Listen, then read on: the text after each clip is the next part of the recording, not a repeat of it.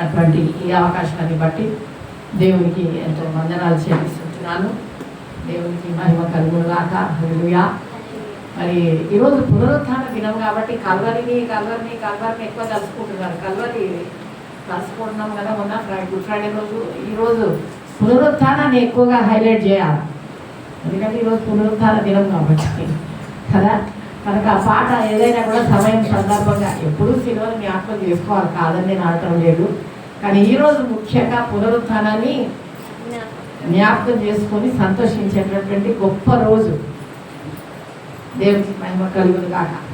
హల్లెలూయా. పునరుత్థానం అనేది క్రైస్తవ లోకానికి, క్రైస్తవ జీవితానికి చాలా చాలా గొప్ప నిరీక్షణ అయి ఉంటున్నది. ఏమై ఉంటున్నది? గొప్ప నిరీక్షణ అయి ఉంటున్నది. నిరీక్షణ అంటే ఏంటంటే దేనికోసమైతే మనము ఎదురు చూస్తుంటామో అది నిరీక్షణ. కాబట్టి మరణం అనేది సంప్రాప్తమైనది మానవాళికి. ఎందుకు మన మరణము సంప్రాప్తమైంది? దేవుడు మరణాన్ని నియమించలేదు మన కొరకు. దేవుడు మొట్టమొదటగా ఆయన ఆదామును హవ్వను చేసినాడు. దయచేసి నేను వాక్యం చెప్పేటప్పుడు నాకు ఏ డిస్టర్బెన్స్ లేకుండా మీరు నాకు సహాయం చేస్తే నాకేమవుతుందంటే ఆ ఫ్లో అనేది డిస్టర్బ్ కాకుండా ఉంటుంది. నాకున్న బలహీనత, దయచేసి క్షమించండి. కాబట్టి ఆదాము హవ్వని దేవుడు మొట్టమొదటగా ఏదైనా తోటలో ఆయన సృష్టించినాడు. సృష్టించిన తర్వాత దేవుడు చాలా బ్యూటిఫుల్ గార్డెన్, ఎంతో అందమైనటువంటి తోటని దేవుడు నియమించినాడు. నియమించి మానవుడు ఎల్లప్పుడూ జీవించాలా అనేది దేవుని యొక్క ఉద్దేశమైంది. మానవుడు ఎల్లప్పుడూ జీవించాలనేది దేవుని యొక్క ఉద్దేశము, దేవుని యొక్క ప్రణాళిక అయినది. God's plan and purpose is that man should live all the time. కానీ దేవుడు ప్రతి దానికి కూడా ఒక షరతు పెడతాడు వాక్యంలో. వాక్యం నిండా కూడా చాలామందికి దేవుని వాగ్దానాలు అంటే చాలా ఇష్టం. దయచేసి వినాలా ఎవరొస్తుంది. దేవుడు వాక్యంలో ఎన్నో వాగ్దానాలు మనకి ఇచ్చాడు. ఆ వాగ్దానాలు చూడగానే చాలా సంతోషం అవుతుంది. అబ్బా దేవుడు ఇట్లా అన్నాడు కదా, ఇట్లా చేస్తాడు కదా, చాలా సంతోషం. దేవుడు చేస్తానన్నాడు, చేస్తాడు. కానీ ప్రతి వాగ్దానానికి కూడా దేవుడు ఏం పెట్టిండు? షరతును పెట్టినాడు. Hallelujah. Every promise is conditional. షరతుతో కూడినది, బేషరతుతో కూడినది ఏ వాగ్దానం కూడా వాక్యంలో లేదు. కాబట్టి దేవుడు పెట్టినటువంటి కండిషన్ ఏంటంటే, షరత్ ఏంటంటే, మీరు ఈ తోటలోని పండ్లన్నీ తినండి, ఎంజాయ్ చేయండి, కానీ నేను చెప్తున్నటువంటి ఒక్కటి మంచి చెడులను అనేటువంటి జ్ఞానం ఇచ్చే చెట్టు పండు మాత్రం ఒక్కటి తినకూడదు. అది తిన్ననాడు మీరు నిశ్చయముగా చచ్చెదరు అని దేవుడు చెప్పినాడు. ఆదాముతో చెప్పినాడు దేవుడు ఆ మాట. తర్వాత హవ్వను దేవుడు చేసినాడు. ఆదాము తప్పకుండా తన మాంసంలో మాంసము, తన శరీరంలో శరీరం కాబట్టి ఖచ్చితంగా తన భార్యకు ఆ సంగతిని చెప్పాడు. కనుక చెప్పిన తర్వాత హవ్వ ఒంటరిగా ఉన్నప్పుడు మరి చాలా యుక్తిగా సాతాను వచ్చినాడు కదా. సాతాను వచ్చినాడు కాబట్టి సాతాను వచ్చి ఏమన్నాడంటే, సాతాను ఎప్పుడు కూడా జ్ఞాపకం పెట్టుకోండి మీరు అందరు కూడా. సాతాను అనగానే 2 కొమ్ములు పెట్టుకొని ఓనీడా టీవీలో బొమ్మ వస్తుండే చూడండి గత కాలంలో, అట్లా ఏమి ఎదురుగా రాడు. అర్థమైందా? చాలా కుయుక్తిగా వస్తాడు. కాబట్టి వచ్చాడు. వచ్చి ఏమన్నాడంటే హవ్వతో ఏమన్నాడు? ఇది నిజమా? దేవుడు ఏమై ఉన్నాడు? తొందర చెప్పాలి, ఫాస్ట్. దేవుడు ఏమై ఉన్నాడు? సత్యమై ఉన్నాడు. ఏమై ఉన్నాడు? దేవుడు సత్యమై ఉన్నాడు. కాబట్టి సత్యమైన దేవుడు నిజమే చెప్తాడు కదా. చెప్తాడా చెప్పడా? నిజమే చెప్తాడు.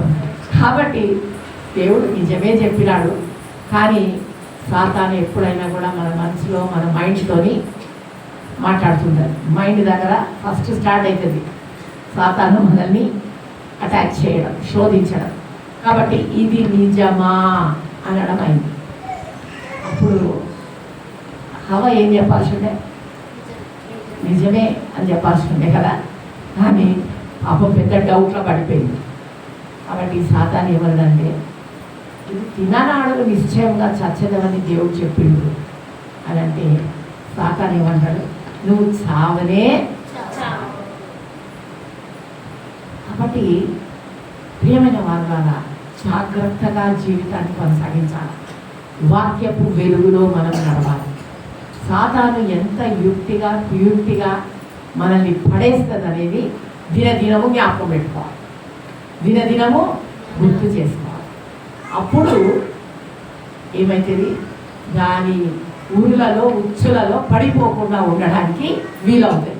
కాబట్టి హవ్వ ఇది నిజమా అని అనగానే వెంటనే పాపం డౌట్లో పడిపోయింది. పడిపోయినాక ఏమన్నదంటే, ఆ డౌట్ని చూసి, అమ్మ నువ్వు చావనే చావవు, నీ కళ్ళు తెరుచుకుంటాయి, నీకు చాలా జ్ఞానం వస్తుంది, నువ్వు దేవుళ్ళలాగా అయిపోతావు అని చెప్పి పాపం హవ్వ మాట నమ్మింది. పండును తిన్నది. తిని ఏం చేసింది? తిన్నది చాలక సగం అందులో ఎవరికి ఇచ్చింది? ఆదాము చాలా జ్ఞానవంతుడని వాక్యం చెప్తుంది. ఎట్లా జ్ఞానవంతుడు? వినాలి అలర్ట్గా. అందరూ మధ్యాహ్నం అయింది కదా, నిద్రలు పోయే దాంట్లో ఉండకండి, అలర్ట్గా. ఆదాము చాలా జ్ఞానవంతుడని ఎట్లా చెప్పగలం? నాకు వినపట్టలే. దేని బట్టి ఆదాము చాలా జ్ఞానవంతుడని చెప్పగలం? అమ్మా చెప్పుతారు, చెప్పేది సరిగ్గా చెప్తే మా సగం సగం మింగేది. Very good, excellent. ఆదాము దేనికి ఏ పేరు పెట్టిండో ఆ పేరు స్థిరపరచబడ్డది. కాబట్టి మహాజ్ఞాని, అంత జ్ఞాని అయినటువంటి ఆదాము తన భార్య అయిన హవ్వ పండు ఇస్తుంటే ఏమనాలా? మరి ఎందుకనలేదు? ఎందుకనలేదండి? ఏ ప్రేమ? అట్లా కాదు, దగ్గర దగ్గర ఉన్నావు నువ్వు. తన ఎముకలో ఎముక, మాంసంలో మాంసమైనటువంటి తన భార్య మరణపాత్రురాలు అయిపోయింది. కాబట్టి నేను కూడా అదే అనుభవంలోకి వెళ్ళాలా అని అనుకొని తెలిసి తిన్నాడు. అర్థమైందా? అంటే భార్యను అంత ప్రేమించిందనమాట. ఎంతమంది పురుషులు భార్యన ఎముకలో ఎముక, నా మాంసంలో మాంసం అని ఎంతమంది పురుషులు అనుకుంటున్నారు ఇక్కడ? నాకైతే తెలియదు. ఏదో భార్య అంటే వంట చేసి పెట్టాలా, బట్టలు ఉతకాలా, పిల్లలు చూడాలా, పిల్లల్ని కానాలా, పొద్దాక ఏదో ఒక పని చేస్తుండాలా, దీనికే ఉన్నది. అంటే జీతం అవసరం లేని ఒక పని మనిషి అని అనుకునే పురుషులు చాలామంది ఉన్నారు కదా. నిజంగా నా శరీరంలో ఒక భాగం అనుకున్నప్పుడు భర్త భార్యను బహుగా ప్రేమిస్తాడు. అర్థమైందా? నువ్వు చేస్తున్నావా? Very good. చెయ్యి ఒక్క ఆయన చేయొద్దు అబ్బా, గ్రేట్. చప్పట్లు కొట్టడాలి కదా, అంత ధైర్యంగా చెప్తున్నాడు. నేను చెయ్యొద్దు. ఎప్పుడు గోపడలేదా? ఎప్పుడు గోపడలేదా? Very good. ఏమంటావు?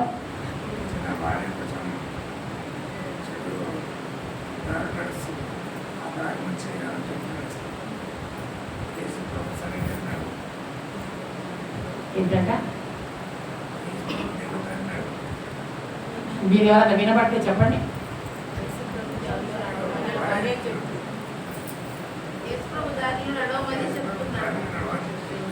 నువ్వు చెప్పేది సరే, నీ భార్యని ఎట్లా ప్రేమిస్తున్నావు అని నేను అడుగుతున్నా.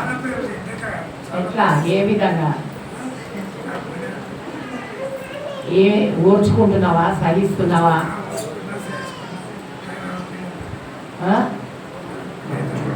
అందరు పిల్లలేనో ఎవరు లేదు. పిల్లలు అంటూనే ఉంటారు, కనుక్కుంటూనే ఉంటారు. కూర్చోండి. వెరీ గుడ్, చాలా సంతోషం. కాబట్టి భార్యను తన శరీరంలో ఒక భాగమని ప్రేమించినటువంటి వ్యక్తి ఆదాము కాబట్టి ఆ మరణము అనే దాన్ని తను కూడా అనుభవించాలనుకొని ఆ పండును తిన్నాడు. కాబట్టి అక్కడి నుంచి మరణము ఏరడం ఆరంభించింది. కాబట్టి దేవుడు ఆదాము హవ్వ ఎప్పుడైతే పాపం చేసినారో ఏదేను తోడు దేవుడు అప్పుడే ఆయన మహాకృపను బట్టి దేవుడు ఒక గొప్ప వాగ్దానం ఇచ్చినాడు. ఏంటది? త్వరగా చెప్పండి, టైం చాలా లేట్ అయిపోతుంది. ఏం వాగ్దానం ఇచ్చినాడు దేవుడు? ఆ ఏదేను తోటలో మొట్టమొదట దేవుడు ఇచ్చినట్టు ఫస్ట్ ప్రామిస్, వాగ్దానం ఏంటది? అది వాగ్దానం కాదు, అది ఆజ్ఞ. ఆజ్ఞకు వాగ్దానానికి డిఫరెన్స్ చాలా ఉంది, భేదం చాలా ఉంది. ఆదాము హవ్వ పాపం చేసి మరణానికి పాత్రులైనప్పుడు దేవుడు ఒక వాగ్దానం ఇచ్చినాడు. ఆదికాండం 3:15 చదవండి త్వరగా. ఉందా? మైకుందా?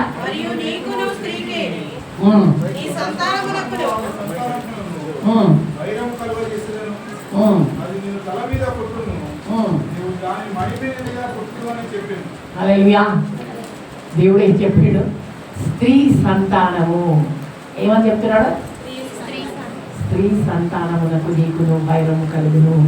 ఎవరా స్త్రీ సంతానము? యేసుక్రీస్తు ప్రభు. హల్లెలూయా. అక్కడ ఏదైనా తోటలోనే దేవుడు ఏం చేసినాడు? వాగ్దానం ఇచ్చినాడు. దేవునికి మహిమ కలుగుతా. కాబట్టి దేవుడు మనిషిని చూడండి, కీర్తనలు 8:5 ఏమంటాడంటే దేవుని కంటే కొంచెము తక్కువ వారిగా చేసినాడు. దేవుడు మనిషిని ఎంత ప్రేమించిందంటే తన పోలిక చొప్పున చేసినాడు, తనలాగే చేసినాడు దేవుడు. అంత మాత్రమే కాదు, దేవుని కంటే కొంచెము తక్కువ వారిగా చేసినాడు. దేవుడికి మహిమ కలుగుతా. మహిమ ప్రభావములు కిరీటముగా ధరింపజేసినాడు. అయితే పాపము చేత మానవుడు మహిమతో కప్పబడినటువంటి ఆ యొక్క అద్భుతమైనటువంటి పరిస్థితిలో నుంచి ఆ మహిమను పోగొట్టుకున్నాక దేవుడు చాలా చాలా బాధపడి అతడు ఆదాము హవ్వ వాళ్ళు అర్థం చేసుకున్నారు వాళ్ళు దిగంబరులు అని. అప్పటిదాకా మహిమ ఉన్నది కాబట్టి ఏ ప్రాబ్లం లేకుండా, మహిమ పోయింది ఇప్పుడు. కాబట్టి ఇప్పుడు వాళ్ళకి ఏం అర్థమైందంటే మేము దిగంబరులము అని అర్థమైంది. పోయి ఆకులతో కప్పుకోనికి ట్రై చేసింది, కానీ పనికి రాలేదు. దేవుడు ఏం చేసిండు? జంతువులు బలి ఇచ్చి దాని యొక్క చర్మాన్ని వాళ్లకు బట్టలుగా దేవుడు తొలగించాడు. అక్కడే దేవుడు చూపించాడు ఏంటంటే ఒకరోజు ఈ యొక్క జంతువు ఏ విధంగా మీ పాపం కోసం బలి అయిందో క్రీస్తు మీ కొరకు బలి అవ్వబోతున్నాడు అని దేవుడు ఆ ఏదేను తోటలోనే చూపించినాడు. హల్లెలూయా, హల్లెలూయా. కాబట్టి అప్పటి నుంచి ఆదాము దగ్గర నుంచి మనుషులందరినీ కూడా భయపెడుతున్నటువంటి ఒక భయంకరమైన సత్యం ఏంటంటే మరణం. ఏంటది? మరణం. కాబట్టి ఈ మరణం అనేది, మరణంలో ఎవరన్నా మంచిగా హాయిగా సంతోషంగా ఫీల్ అయ్యేది ఎప్పుడైనా చూసిండ్రా మీరు? ప్రతి ఒక్కరు కూడా మరణం అనగానే ఏమనిపిస్తుంది? భయం అనిపిస్తుంది కదా. అని ఆ మరణాన్ని మృంగి వేస్తాడని దేవుడు ఆదికాండం 3:15 చెప్తున్నాడు. దాని తర్వాత చూడండి యెషయా 25:8 చదవమ్మ త్వరగా.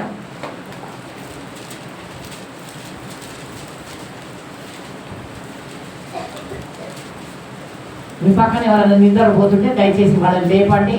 హల్లెలూయా, ప్రైజ్ ది లార్డ్ అనండి. మరెన్నడూ ఉండకుండా మరణమును ఆయన మృంగివేయును. హల్లెలూయా. మరెన్నడూ ఉండకుండా మరణమును ఆయన మృంగివేయును. హల్లెలూయా. ప్రభువైన యెహోవా ప్రతి వాని ముఖము మీది బాష్ప బిందువులను తుడిచివేయును. ప్రతి వాని ముఖము మీద ఉన్న బాష్ప బిందువులు ఏం చేస్తాడంట? దేవుడు తుడిచివేయును. హల్లెలూయా. ఒకసారి గట్టిగా చెప్పండి. ఎక్కడ? ఇంకా క్రీస్తుకు పూర్వము యెషయా గ్రంథంలోనే దేవుడు ఈ యొక్క వాగ్దానాన్ని అనుగ్రహించినాడు. దేవునికి మహిమ కలుగునుగాక. హల్లెలూయా. ఇది ఈ గొప్ప అద్భుతమైనటువంటి సంగతి లోకంలో ఇంకా ఎక్కడ కూడా మనకి కనపడదా? కనపడదు. ఒక్క క్రీస్తులోనే కనపడతాయి. కాబట్టి రోమీలకు రాసిన పత్రిక 5:8 చదవండి. 1 కొరింథీ 15:3 త్వరగా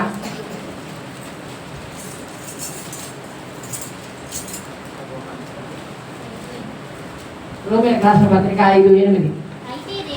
అయితే దేవుడు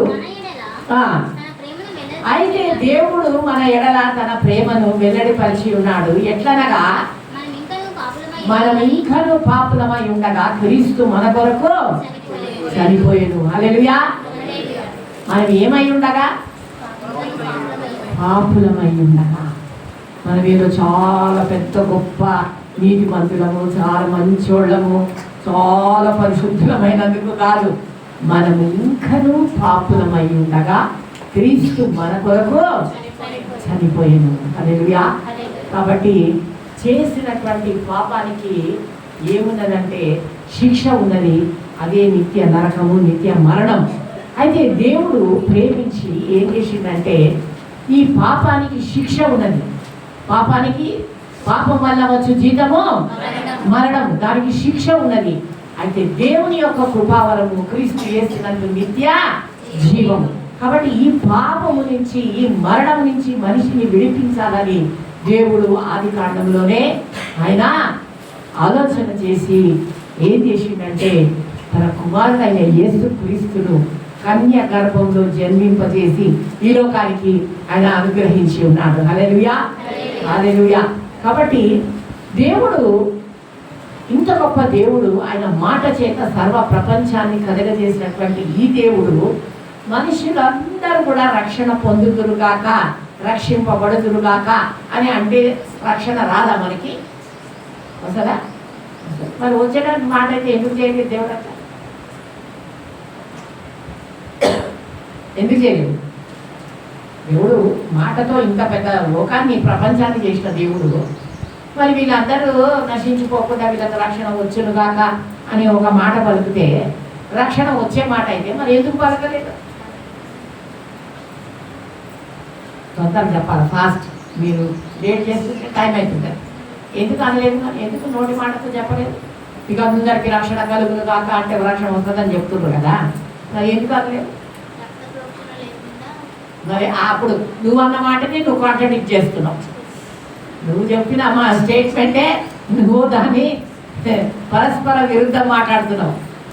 మాటతో రక్షణ రాదు. హల్లెలూయా. రక్షణ రావాలంటే ఏం చేయాలా?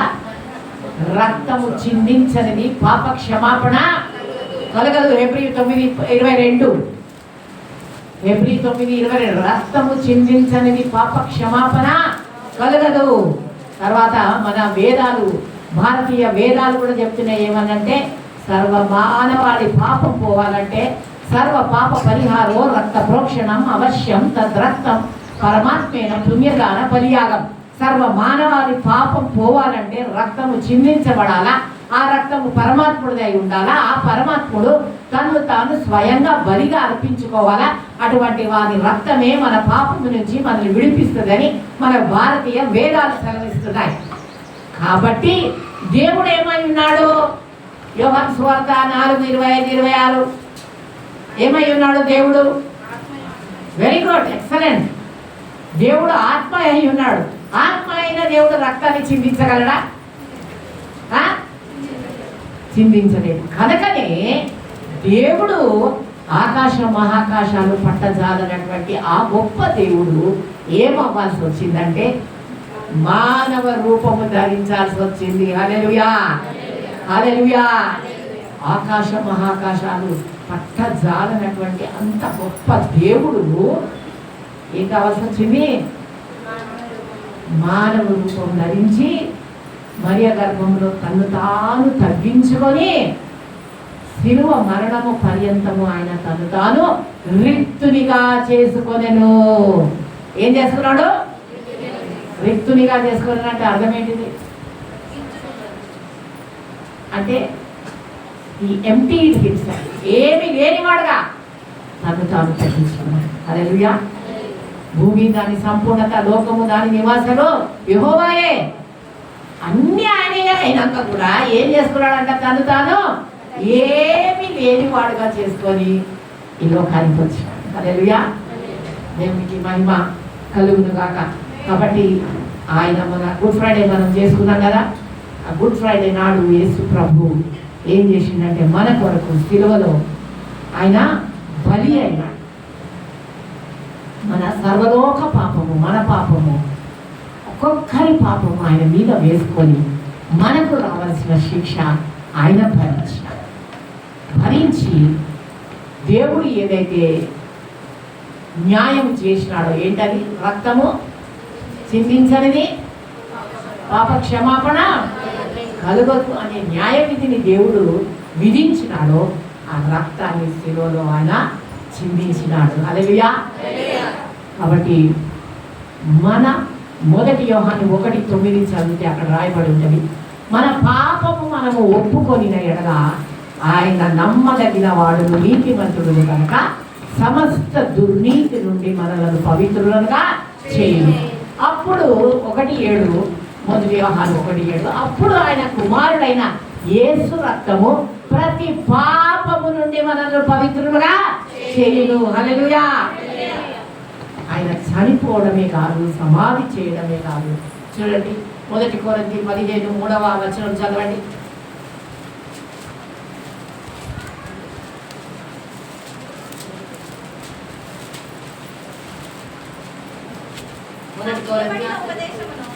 కొంచెం మైక్ ఎవరైనా పెట్టుకున్నామా? ఇవాళ మైక్ ఇవాళ. హలో, నాకు ఇయ్యబడిన ఉపదేశమును మొదట మీకు అప్పగించి తిని, అదేమనగా లేఖనముల ప్రకారము క్రీస్తు మన పాపముల నిమిత్తము మృతి పొందెను, సమాధి చేయబడెను. లేఖనముల ప్రకారము మూడవ దినమున లేపబడెను. హల్లెలూయా. ఒకసారి గట్టిగా హల్లెలూయా చెప్పండి. హల్లెలూయా. అదే ఈరోజు మనము ఏం చేస్తున్నాము? సెలబ్రేట్ చేస్తున్నాం కదా.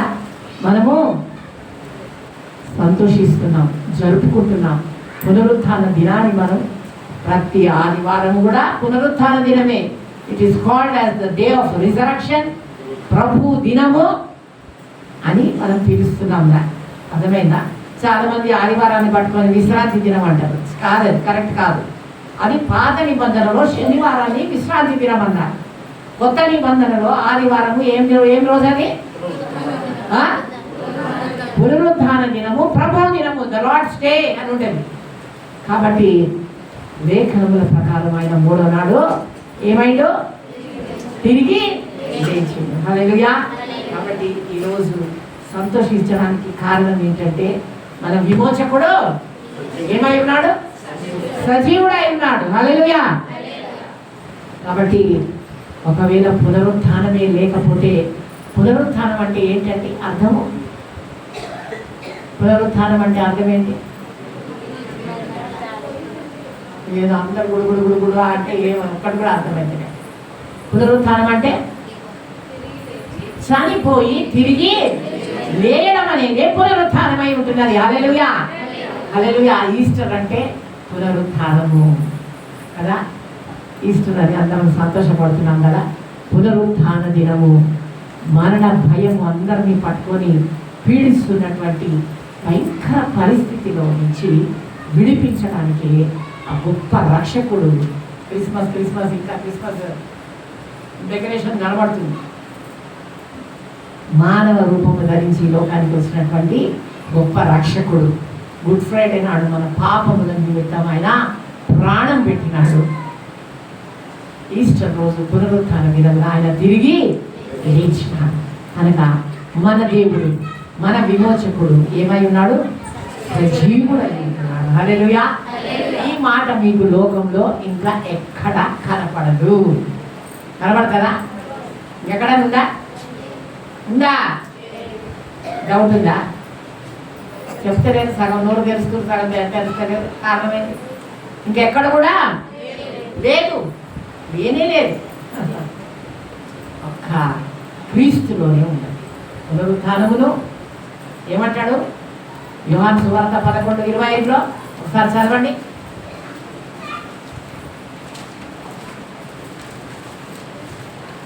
అందుకు యేసు, పునరుద్ధానమును జీవమును నేనే, నాయందు విశ్వాసం ఉంచువాడు చనిపోయినను బ్రతుకును. హల్లెలూయా. బ్రతికి నాయందు విశ్వాసం ఉంచు ప్రతివాడును ఎన్నటికి చనిపోడు. హల్లెలూయా. ఈ మాట చాలు నమ్ముతాను. చాలు. పునరుత్థానమును జీవమును నేనే, నాయందు విశ్వాసం ఉంచువాడు చనిపోయినను బ్రతుకును, బ్రతికి నాయందు విశ్వాసం ఉంచువాడు ఎన్నటికీ చనిపోడు. క్రైస్తవ జీవితంలో, క్రైస్తవ లోకంలో ఉన్నటువంటి ఒక అద్భుతమైనటువంటి మహా గొప్ప అద్భుతం ఏంటంటే పునరుత్థానం. హల్లెలూయా. The most wonderful miracle in Christian world is the word resurrection. పునరుత్థానము అయి ఉన్నది. ప్రియమైన వారలారా, నిజంగా ఎంత ధన్యులమై ఉంటున్నాం. 1 కొరింథీ 15:19 చదవండమ్మా.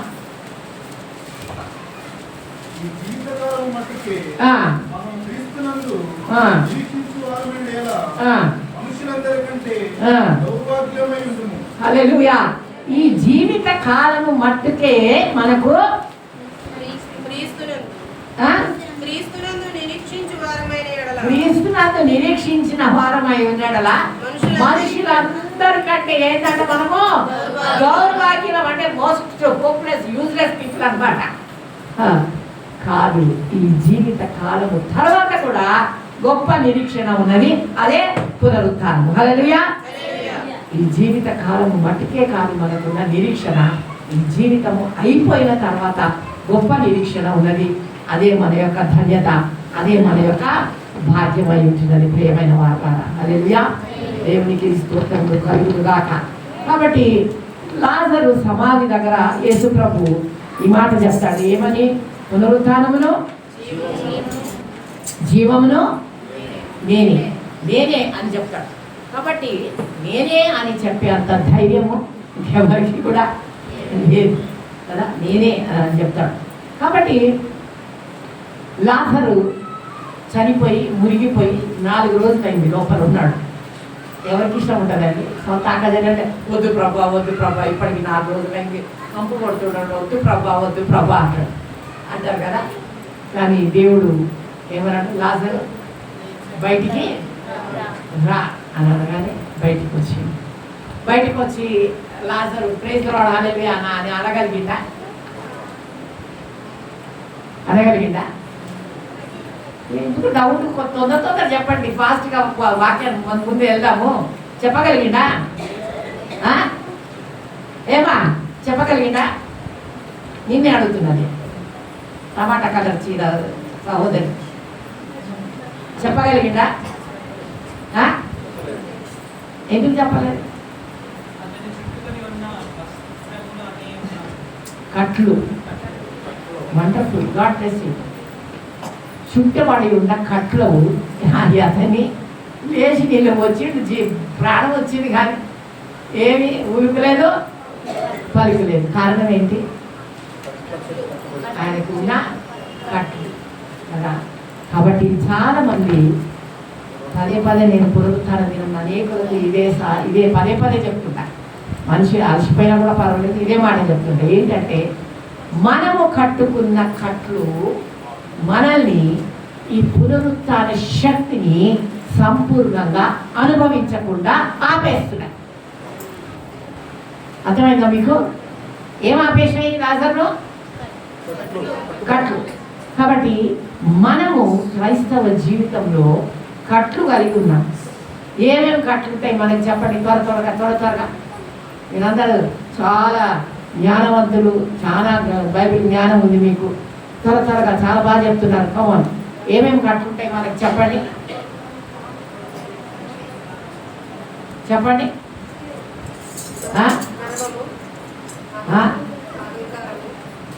గర్వం అహంకారం ఎల్లప్పుడు మన వెంటనే ఉంటూనే ఉంటుంది. కట్లు ఏంటి? ఆ కట్లు బయట పోవద్దు. ఇంకా పెళ్లి సంబంధానికి టైం చూసుకో. పాస్టర్ గారు మీరు ఏమనుకోకుంటే పాస్టర్ గారు మంచి రోజు. మా ఊళ్ళని చూడండి పాస్టర్ గారు. ఎవరు మీ వాళ్ళు? ఎక్కడి నుంచి వచ్చింది కులం? త్వరగా చెప్పండి. కులం ఎక్కడి నుంచి వచ్చింది? ఎక్కడి నుంచి వచ్చింది? ఆదికాండము 1:26-27లో ఏమని అంటాడు దేవుడు? మనిషిని మన పోలిక చొప్పున చేయదము అంటాడు. హల్లెలూయా. మనిషిని దేవుడు ఎట్లా చేసిండు? కులముతో చేశాను అని ఆదికాండంలో రాయబడిందా? ఎట్లా చేసిండంట? ఆయన స్వరూపమందు ఆయన పోలిక చొప్పున చేసిండు. ఈ కులం ఎక్కడి నుంచి వచ్చింది మీరు చెప్పండి. నాకు ఎక్స్ప్లెయిన్ చేయండి, నాకు తెలియదు. ఎక్కడి నుంచి వచ్చింది? ఎక్కడి నుంచి వచ్చిందండి చెప్పండి. ఎవరు పెట్టిండ్రు? మనుషులు పెట్టిన దానికి మన ఇంత ప్రాముఖ్యత ఇచ్చేదాంట్లో మన సెన్స్ ఉందా? సెన్స్ ఉందా? జ్ఞానం ఉందా అందులో? మనిషి కల్పించిన దానికి నువ్వు ఇంత దాసుడమైపోతే దేవుడేమో నేను తన పోలిక చొప్పున చేసిన అంటున్నాడు కదా. మరి నీకెందుకు ఇంకా ఈ పిచ్చి వదులుతలేవు, ఈ కట్లు వదులుతలేవు? ఏం ఆశపడాలా? ఒక విశ్వాసి దేవుని రక్తంలో కడగబడి ఆయన బిడ్డగా నమ్మి బాప్తిసం పొందిన విశ్వాసి ఏం ఆశపడాలా మీరు చెప్పండి.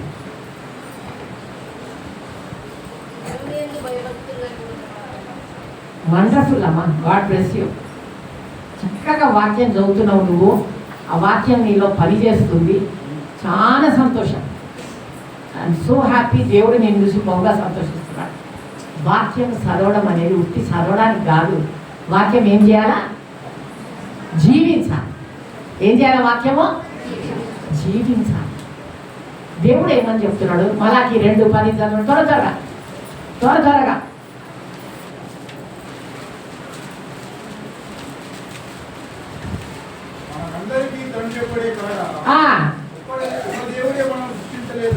చాలు. మనందరికీ తండ్రి ఒక్కడే కాదా? ఒక్క దేవుడే మనలను సృష్టించలేదా? హల్లెలూయా. ఇప్పుడు చెప్పండి, దీనికి జవాబు ఏంటిదో మీరు చెప్పండి. దేవుడు ఏమంటున్నాడు? మనందరికీ ఎవరంట? తండ్రి ఒకడే. మరి బాపనోడు ఏంటి? కమ్మ ఇది అది ఎక్కడి నుంచి వచ్చింది? ఎక్కడి నుంచి వచ్చింది? ఇప్పుడు నాకు 2 పిల్లలు ఉన్నారండి. జాన్ ప్రకాష్ గారు మీకు బాగా తెలుసు. ఇప్పుడు నేను ఒక పిల్ల రెడ్డి, ఒక పిల్లకి అమ్మ అంటే మీరు ఏమంటారు? ఈ అమ్మగారికి మైండ్ ఏదో కొంచెం లూజ్ అయినట్టుంది, సక్కగా లేనట్టుంది, ఇలా మాట్లాడుతుంది అనుకుంటారు. అవునా? అంతేనా? దేవుడు కూడా అదే అడుగుతున్నాడు. మన అందరికీ తండ్రి ఒకడే అయినప్పుడు మన కులం ఎక్కడి నుంచి వచ్చింది?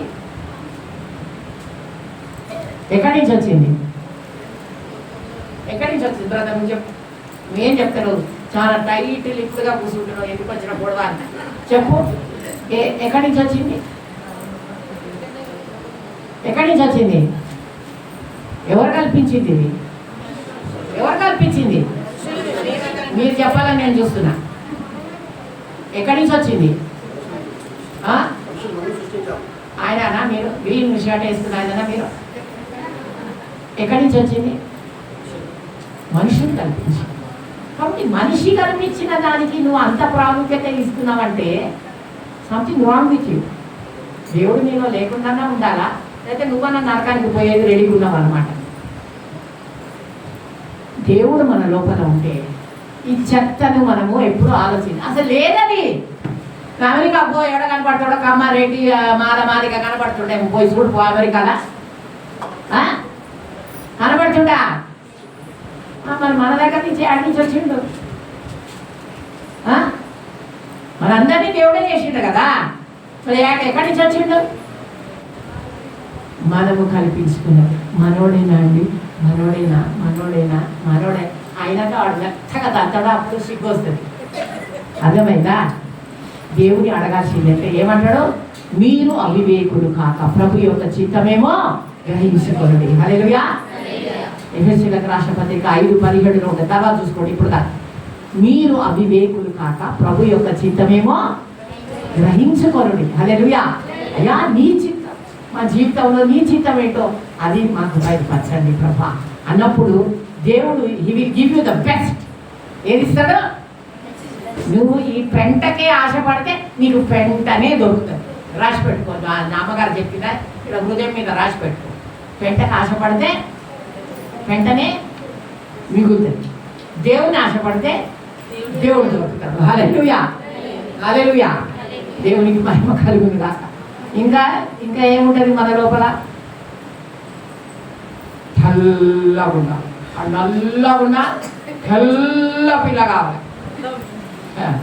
అది అందరికి తెల్ల పిల్ల, నల్ల పిల్ల అడిగిపోతుంది. ఎక్కడ పోతుంది? ఇవన్నీ చాలా పిచ్చి కట్లు. అయ్యా నీ చిత్తం, నువ్వెవరు చేసుకోమంటావు చెప్పు బాబా. అయ్యా నువ్వెక్కడ నడిపిస్తావు చెప్పు బాబా అనేది కట్లను తెంచుకోవడం అన్నమాట. హల్లెలూయా. కాబట్టి ఈ రంగు, ఈ కులము, ఇది అది ఇవన్నీ నిష్ప్రయోజనమైన వాటి తట్టు మరలా తిరగనేలా అని గలతీయులకు రాసిన పత్రిక 4వ అధ్యాయం 10వ వచనంలో ఉంటుంది. అర్థమైందా? మీరు దినములను, మాసములను, ఉత్సవములను ఆచరించుచున్నారు. మీ కొరకు నేను పడిన ప్రయాసం వ్యర్థమైపోవునని నేను భయపడుచున్నాను అని అంటాడు. కాబట్టి నిష్ప్రయోజనమైన వాటి తట్టు మరలా తిరగనేలా దేవుని వైపు తిరిగిన తర్వాత దేవుడు ఏమంటే అది చేయడమే. మనం పునరుత్థాన శక్తిని మన జీవితంలో ఏం చేయగలము? అనుభవించగలం. ఏమన్నాడు దేవుడు? ఆ కట్లను తెంపివేయమన్నాడు. అప్పుడు తెంపినాకనే ఆ పునరుత్థాన శక్తిని లాజరు ఏం చేయగలిగిండు? అనుభవించగలిగిండు. హల్లెలూయా, హల్లెలూయా. చూడండి గలతీయులకు రాసిన పత్రిక చూడండి, 1 కొరింథీ 12, 13, 14 చదవండి త్వరగా. 1 కొరింథీ 12, 13, 14.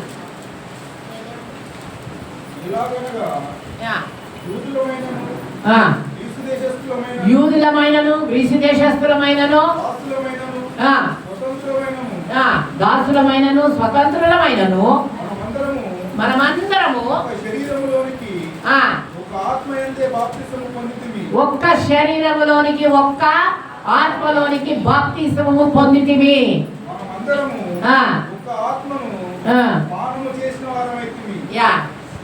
శరీరం ఒక్కటే అవయవం ఉండగా అనేకమైన అవయములుగా ఉన్నది. నేను చెయ్యి కాను కనుక శరీరంలోని దానము కానని 12:27 చదవమా. అటువలే మీరు క్రీస్తు యొక్క శరీరమై ఉండి, మీరు క్రీస్తు యొక్క శరీరమై ఏమైనా అంటే మనం యేసు ప్రభువుని నమ్మిన మనం అందరము క్రీస్తు యొక్క చదువు నాయన వేరు వేరుగా అవయములై ఉన్నారు. హల్లెలూయా. దేవుని యొక్క శరీరంలో మన అందరము ఏమై ఉన్నామంట? ఇప్పుడు ఇది రెడ్డి, ఇది కమ్మ, ఇది బాబను, ఇది అంటే ఏమైనా సెన్స్ ఉన్నది అట్లా తలక ఏదో చక్కగా లేకపోతే మైండ్ మంచిగా చేయాలా అనుకుంటారు కదా, అదే పని చేస్తున్నాం మనం. అర్థమైందా? మనం క్రీస్తు శరీరములో అవయములమై ఉన్నాము. హల్లెలూయా. కాబట్టి ఆయన రక్తము చేత కడగబడి ఒక కుటుంబం. లేకపోతే మీకు నాకు ఏ సంబంధం అండి? ఎండలబడి మీ దగ్గర వచ్చే అవసరం ఏముంది నాకు? అవునా? ఏంటి? క్రీస్తు రక్తముతో ఒక కుటుంబంగా చేయబడ్డాం. హల్లెలూయా. అది ఆ ప్రేమ. నా మీద మీకు, మీ మీద నాకు ఉన్నటువంటి ప్రేమ ఎక్కడి నుంచి వచ్చిందంటే, ఎక్కడి నుంచి వచ్చింది? రోమీయులకు రాసిన పత్రిక 5:5 చదవండి. అయితే దేవుడు మన ఎడల తన ప్రేమను వెల్లడిపరిచి ఉన్నాడు. ఎట్లనగా మనం ఇంకను లేదు లేదు లేదు లేదు 4:4 4:4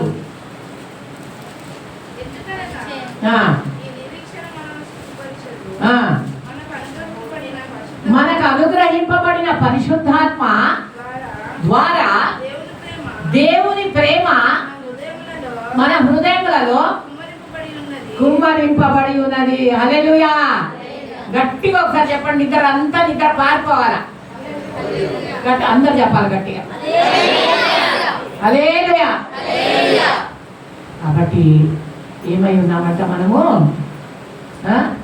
దేవుల్లో ఒక శరీరం అయినందుకంట పరిశుద్ధాత్మ ద్వారా మన హృదయంలో ఆయన ప్రేమ ఏం చేయబడి ఉందంట, కుమ్మరింపబడి ఉన్నది. దేవునికి మహిమ కలుగును కాక. అయ్యగారు నాకు కాల్ చేసి చెప్పినారమ్మా, ఈసారి మీరు పోయిన నెల మొదటి వారం రాలేదమ్మా, అందరు కూడా చాలా బాధపడ్డారమ్మా, అమ్మగారు రాలేదు ఈసారి అని చాలా ఫీల్ అయినారమ్మా అని పాస్టర్ గారు నాకు చెప్పినారు. చాలా చాలా వందనాలు మీ ప్రేమ. ఎక్కడి నుంచి వచ్చింది ఈ ప్రేమ? ఆయన ద్వారా మన హృదయంలో పరిశుద్ధాత్మ ద్వారా కుమ్మరించబడి ఉన్నది. హల్లెలూయా. కాబట్టి మనము ఆయన శరీరములో అవయవములమై ఉన్నామనే సంగతి మర్చిపోకుండా మీరు దినము ఆ వెలుగులో నడవాలని దేవుడు కోరుతున్నాడు. కొరింథీయులకు రాసిన పత్రిక 4:9-10 వరకు తొందరగా. మీరు దేవునిని ఎరిగిన వారును మరి విశేషముగా దేవుని చేత ఎరుగుబడిన వారునై ఉన్నారు కనుక బలహీనమైన వీరు నిష్ప్రయోజనమైన వీరునైనా మూల పాఠముల తట్టు మరలా తిరుగునేలా మునుపటి వలె మరలా వాటికి దాసులై ఉండగోరనేలా మీరు దినములను మాసములను ఉత్సవ కాలములను సంవత్సరములను ఆచరించుచున్నారు. మా విషయమై నేను పడిన కష్టము వ్యర్థమైపోవునేమో అని మిమ్మల్ని గూర్చి భయపడుచున్నాను. హల్లెలూయా. వ్యర్థమైన వాటి తట్టి మరలా తిరగలేరా? మరి ముహూర్తం చూసి అన్ని పెళ్లి చేస్తున్నారు కదా, మరి అందరు మంచిగా ఉంటున్నారు. ఒక్క విడాకులు కాకుండా అందరు మంచిగా సూపర్ లెవెల్లో ఉంటుర్రా? మరి ఎందుకుంటలేరమ్మా? నాయన నువ్వు అన్నిటికి చేయత్తవా? దయచేసి అర్థంతో మాట్లాడాలి. ఏదైనా చెప్పండి, ఎందుకు ఉండడం లేదు? దేవుడు ఉండాలి అందులో. ప్రతి కుటుంబంలో దేవుడు ఉంటే అది చాలా అద్భుతమైన కుటుంబంగా నిలబడుతుంది. హల్లెలూయా. కాబట్టి దేవుడు ఉన్నప్పుడు ఆ జీవితమే ఒక అద్భుతము, జీవితమే ఒక ఆశ్చర్యము, జీవితమే ఒక సంతోషం. ఈ దేని చూసినందుకు సంతోషము ఆనందము కలగవు. చూడండి, మన అపరాధముల చేత పాపముల చేత మనము ఏమై ఉంటుంది? చచ్చిన వారమై ఉండగా ఆయన క్రీస్తుతో కూడా మనల్ని బ్రతికించారు. ఎఫెసీయులకు రాసిన పత్రిక 2:1, ఎఫెసీయులకు రాసిన పత్రిక 2:5-8 వరకు మనము చదవండి. ఎఫెసీ 2:5-8 వరకు. మనము మన అపరాధముల చేత చచ్చిన వారమై ఉండినప్పుడు సైతము మన ఎడల చూపిన తన మహా ప్రేమ చేత మనల్ని క్రీస్తుతో కూడా ఏం చేసిండంట? దేవుడు మనల్ని బ్రతికించి ఉన్నాడు. హల్లెలూయా. ఆయన పునరుత్థాన అనుభవంలో మనల్ని కూడా ఏం చేస్తున్నాడు? ఆయనతో పాటు మనల్ని బ్రతికించినాడు. హల్లెలూయా. హల్లెలూయా.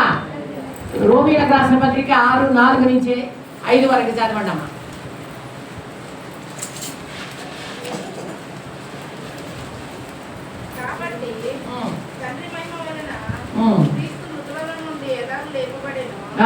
అలాగే మనము నూతన జీవం పొందిన వారమై నడుచుకున్నట్లు మనం బాప్తిసం వలన మరణంలో పాల్గొందుటకై ఆయనతో కూడా పాతిపెట్టబడింది. మరియు ఆయన మరణం యొక్క సాదృశ్యమందు ఆయనతో ఐక్యం గల వారమైన ఎడల ఆయన పునరుత్థానం యొక్క సాదృశ్యమందును ఆయనతో ఐక్యము గల వారమై ఉండును. హల్లెలూయా. బాప్తిసం అంటే అర్థం ఏంటిది? ఆయనతో కూడా మరణములో మనము పాపము కొరకు చనిపోతున్నాము, పాతి పెట్టబడుతున్నాము క్రీస్తుతో కూడా. ఇంకా నీతి కొరకు జీవించడానికి ఆయనతో పాటు తిరిగి పునరుత్థానము కలిగి ఉంటున్నాము. హల్లెలూయా. మళ్ళీ ఒకసారి చదవమాలి. కాబట్టి తండ్రిమైన వలన క్రీస్తు మృతులలో నుండి ఎలాగూ లేపబడెనో అలాగే మనమును నూతన జీవం పొందిన వారమై నడుచుకున్నట్లు మనం బాప్తిసము వలన మరణంలో పాల్పొందుటకై ఆయనతో కూడా పాతిపెట్టబడింది. మరియు ఆయన మరణం యొక్క సాదృశ్యమందు ఆయనతో ఐక్యం గల వారమైన ఎడల ఆయన పునరుత్థానం యొక్క సాదృశ్యమందు ఐక్యం గల వారమై ఉందుము. హల్లెలూయా. ఆయన పునరుత్థానములో కూడా మనము ఐక్యము కలవారమై ఉన్నాము. దేవుడు పునరుత్థానము ద్వారా మనకి ఇస్తున్నటువంటి ఒక గొప్ప నిరీక్షణ ఏంటంటే, ఈ లోకంలో మన కన్ను మూస్తే ఒకరోజు ఆయన వస్తాడు, ఆయన మనల్ని ఏం చేస్తాడు? లేపుతాడు. హల్లెలూయా. అందరినీ కాదండి, ఎవరైతే యేసు ప్రభు రక్తంలో కడగబడ్డారో, ఎవరైతే యేసు ప్రభువా నేను పాపిని, నా పాపం కొరకు నువ్వు శిలువలో మరణించినావు, నీ మహిమనంతా విడిచినావు, నా కొరకు ఆఖరి బొట్టు వరకు నీ రక్తాన్ని చిందించినావు, ఆ రక్తంలో నా పాపం అంతా పుట్టిన నాటి నుంచి ఈనాటి వరకు నేను చేసిన ప్రతి పాపమును క్షమించి కడిగి శుద్ధీకరించమని ఎవరైతే అడిగి ఆయనను తమ హృదయంలోకి చేర్చుకున్నారో వాళ్లకు మాత్రమే ఈ గొప్ప నిరీక్షణ ఉన్నదని దేవుడి వాక్యం సెలవిస్తుంది. ప్రియమైన వారులారా, హల్లెలూయా. హలో.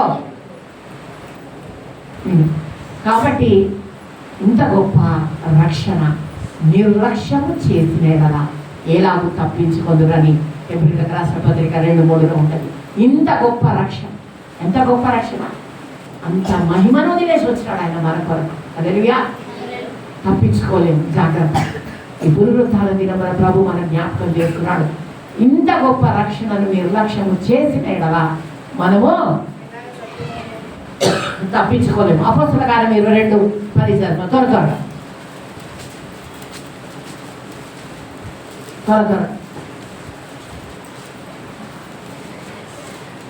అప్పుడు నేను ప్రభువా నేనేమి చేయవలెనని అడగగా ప్రభువు నీవు లేచి దమస్కులోనికి వెళ్ళుము, అక్కడ నీవు చేయుటకు నియమింపబడినవన్నీ నీకు చెప్పబడునని నాతో అనెను. పౌలు పునరుత్థానుడైన క్రీస్తును ఏం చేశాడు? ఎన్కౌంటర్ అయింది. ఏమైంది? సందర్శించినాడు. హల్లెలూయా. పునరుత్థానుడైన క్రీస్తును పౌలు కూడా ఆయన స్వరాన్ని విన్నాడు, ఆయన వెలుగును చూసినాడు. హల్లెలూయా. కాబట్టి ఏమంటున్నాడంటే, ఇంత అద్భుతంగా ఎప్పుడైతే పునరుత్థానుడైన క్రీస్తును తన జీవితంలో తను వినగలిగినాడో, చూడగలిగినాడో, తన జీవితం ఏమైపోయింది? మొత్తము ఏమైపోయింది? పూర్తిగా మారిపోయిన. అంతకుముందు దేవుని పిల్లల్ని హింసించిన వాడు దేవుని కొరకు ప్రాణం పెట్టడానికి తయారైనాడు. హల్లెలూయా. సిద్ధపడ్డాడు. దేవునికి మహిమ కలుగును గాక. ఫిలిప్పీయులకు రాసిన పత్రిక 4:8 త్వరగా చదవడం. ఫిలిప్పీయులకు రాసిన పత్రిక 3:4-8 వరకు.